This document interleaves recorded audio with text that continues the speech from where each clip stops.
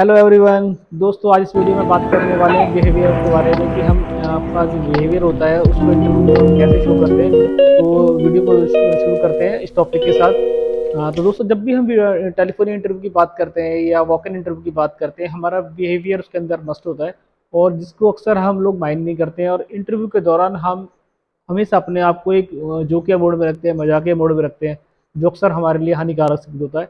कभी भी जब भी आप इंटरव्यू के लिए घर से निकलते हैं और इंटरव्यू पैलेस पे जाते हैं, तो वहाँ पे आपको दो तीन चीज़ों का स्पेशली ध्यान रखना होता है कि आज की डेट में वीडियो कैम लगे लगे होते हैं, सब जगह रिकॉर्डेड होते हैं। और हम अक्सर अपने दोस्तों के साथ इंटरव्यू देने जाते हैं जिस प्लेस के अंदर। तो वहाँ क्या होता है कि हम इंटरव्यू के जो कैंडिडेट की लिस्ट में बैठे होते हैं, तो वहाँ पे हम जोर से हंसी ठहाका कर रहे होते हैं और अपना एक ऐसा ऐसा माहौल बना देते हैं वहाँ पे कि लगता ही नहीं कि आप इंटरव्यू में आए। ऐसा लगता है कि जैसे कि आप यहाँ पे खेलने आए हो या दूसरों को डिस्टर्बेंस करते हो। तो होता क्या है कि अंदर तक आपकी सारी ये चीज़ें जो वायरलेस वाली चीज़ें होती हैं, सारी अंदर पहुँच जाती है। और इंटरव्यू फेसर जो होते हैं, जिनको एक कंप्लेंट मिलती है कि सर वहाँ पे कुछ तो ऐसे लड़के आए हुए हैं, कुछ ऐसे बिहेवियर वाले बंदे आए हुए जो वहाँ पे अनबिहेवियर कर रहे हैं और उनको बिहेवियर बिल्कुल कैचेबल नहीं हो रहा है। तो वो क्या करते हैं कि धीरे धीरे से आपको नोट डाउन करना शुरू कर देते हैं और इंटरव्यू से पहले ही कुछ जगह तो ऐसे भी देखने को आता है कि इंटरव्यू से पहले ही आपको बाहर का रास्ता दिखा दिया जाता है। चाहे आपके अंदर लाख टैलेंट हो, चाहे अंदर लाख का काबिलियत आपके अंदर भरी पड़ी हो, पर अगर आप अपने आप को एक ड्रेसिंग सेंस और बिहेवियर सेंस में नहीं डाल पाते, तो कोई भी कंपनी, कोई भी इंस्टीट्यूट, कोई भी आपको नहीं लेगा। सबसे पहले कि आपकी एजुकेशन आपको बोलती है। एजुकेशन के अंदर हमारे के अंदर फर्स्ट प्रायोरिटी हमारे को ये रखनी चाहिए कि हमें जब कहीं जाए तो उसको ये बताना ना पड़े कि हम पढ़े लिखे हैं। और अक्सर होता क्या है कि हम को ये बताना पड़ता है कि हम पढ़े लिखे हैं, पर हम बदतमीज टाइप के एक बिहेवियर कर रहे हैं और जो सामने वाले को बहुत रॉन्ग जा रहा होता है। आपका एजुकेशन, आपकी पढ़ाई, आपका एनवायरनमेंट आपको ये बनाता है कि आपको लगता है कि उसको पूछना ना पड़े कि आप एक पढ़े लिखे विद्यार्थी हैं, पढ़ा लिखे कैंडिडेट हैं। आपकी एजुकेशन, आपका बिहेवियर ही आपकी सारी चीज़ें उनको बता देगा। और अक्सर होता क्या है कि हम इस चीज़ को बहुत लाइटली लेके चलते हैं, मानते ही नहीं है। चाहे हमें कोई स्कूल्स में हमें कितनी बात बताई गई हो, या हमारे फ्रेंड्स ने, कभी सीनियर लोगों ने हमें ये वाली बात बताई हो, या हमारे पेरेंट्स ने बताई, तो उनको ये लगता है कि ये सब बेकार की बातें हैं। हमने जो डिग्री ली है या जो हमारा एक एटीट्यूड है, उस एटीट्यूड से ही हमें जॉब मिल जाएगी। पर अक्सर और बाद में जब कहते हैं ना, गलती करने के बाद मुझे को ये पता पड़ता है कि जो वो मुझे कोई गाइड कर रहा था या जो मुझे एक फ्री की एडवाइस मिल रही थी, ये अगर मैं उन उस टाइम इसको यूज़ करता तो शायद मुझ में कुछ चेंजेस आते। तो ये चेंजेस आने बड़े ज़रूरी हैं, क्योंकि कुछ टाइम तक तो आप इस बिहेवियर को अपने साथ रख सकते हो, पर आने वाले टाइम में और जब आप एक सीनियर की आप पकड़ रहे हो, तो आपको ये चीज़ आपके अंदर होनी, शो होनी बड़ी ज़रूरी है, जो जनरली लोग इन चीज़ों का इस्तेमाल नहीं करते। अक्सर और रिपोर्ट के अनुसार बहुत से लोगों को इंटरव्यू से ही बाहर के धक्के मार के निकाल दिया जाता है, क्योंकि वो दूसरे जो इंटरव्यू देने वाले आ रहे हो तो उनसे ताक झाक ज़्यादा करते हैं। उनसे उनका अपना इंटरव्यू का नंबर आता है, आया नहीं आया नहीं आया, पर वो दूसरों का इंटरव्यू लेने में बड़ा इंटरेस्टेड रखते हैं। वो लोग सोचते हैं कि ये तो नौसिखिया बैठा हुआ है, फ्रेशर बैठा हुआ है, जब तक मेरा इंटरव्यू का नहीं टाइम आता तो मैं चार लोगों का इंटरव्यू मैं ले लेता हूँ। मतलब इतना ओवर हो जाना अपने आप में कि किसी पैलेस पे जाके अपने आप को इतना, अपने आप को शो करना कि मैं जो लाइन में बैठे हैं मैं इनका भी सीनियर हूँ, मेरे को तो जाते ही चार सवाल। और अक्सर क्या होता है कि जब कोई इंटरव्यू दे के आ रहा होता है, हो सकता है कि उसको रिजेक्शन में रहा हो, पर उससे उसको पकड़ के पूछना, भाई क्या हुआ, कैसा हुआ इंटरव्यू, अगर तुझसे सवाल मुझसे सवाल पूछा तो मैं तो बता देता। तो किसी को कम आंकना, अपने आप को एक अच्छा आंकना, अपनी वैल्यू को ज़्यादा रखना, ये बहुत बड़ा रॉन्ग पॉइंट पे हम लोग खेल रहे होते हैं। और इसका नतीजा आपको जब ठोकर खाने के बाद ही नज़र आता है।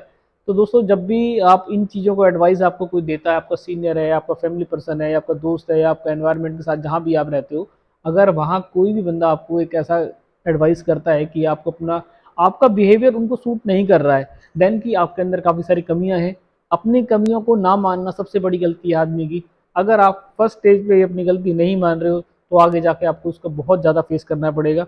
अगर कोई आपसे कह रहा है देन कि उसमें कुछ चेंजेस आपको नज़र आए, और हमें पता जब पड़ता है, जब हम एक प्लेस पे जाते हैं, चार लोगों में बैठते हैं, हमारी कम्युनिटी का पता पड़ता है कि हमारी कम्युनिटी किस तरीके की इस्तेमाल हो रही है। हम किसी से भी तू तड़ा करना शुरू कर देते हैं, किसी से भी तेज़ी से बोलना शुरू कर देते हैं, किसी के सामने कुछ भी कहना शुरू कर देते हैं। ज़्यादा बोलना, कुछ भी बोलना, कहीं पे बोलना, ये अक्सर आपको फेस कराएगा जब आपको ये ठोकरें लग जाएंगी। तो कम बोलना या ज़्यादा बोलना की बात नहीं है, बात है सही बोलना, समय के अनुसार बोलना, अच्छे तरीके से अपनी बात को रखना, ना कि किसी पे अपनी बात को थोपना। होता भी क्या है, इंटरव्यू में आपसे एक सवाल पूछा जाता है और अक्सर आप अपनी उस पर पूरी कुंडली उसके ऊपर रख देते हो, वजन। दूसरा आपसे पूछ रहा है कि आपने एजुकेशन क्या की है, आप उसको बता रहे हो कि मैंने तो ये किया हुआ है, मैंने वो आपसे सिर्फ आप एक नॉर्मल सी को एजुकेशन पूछ रहा है, आपसे वर्क एक्सपीरियंस पूछ रहा है, आपको वो अपनी रिगार्ड उसकी जो उसकी कंपनी की रिक्वायरमेंट है उसके अकॉर्डिंग आप सवाल पूछ रहे हो, और आप उसको वो बताना चाहते हो कि डिग्रियां तो मेरे पास नाम मात्र की हैं, झोला तो मेरा एक्सपीरियंस से भरा पड़ा है। तो वो क्या होगा कि आपसे फेड अप हो जाएगा और कुछ टाइम के लिए वो आपको ब्लॉक करेगा, बोलेगा सर आप जाओ, हम आपको फ़ोन करके बताते हैं।